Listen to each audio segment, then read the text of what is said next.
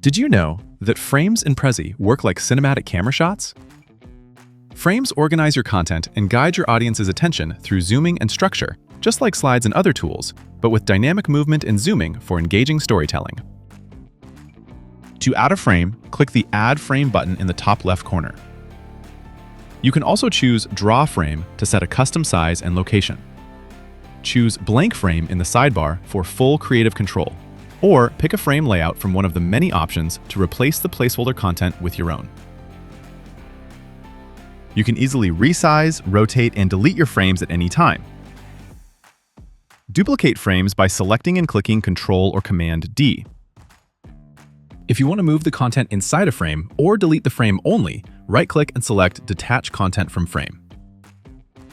Tip: you can adjust the zooming effect by creating larger frames. If your frames are very small, it can disorient your audience. Consider also placing the frames near each other so you're not jumping from one side of the canvas to the other.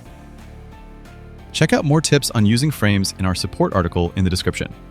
Hit subscribe for more tutorials on Prezi AI and the future of presenting.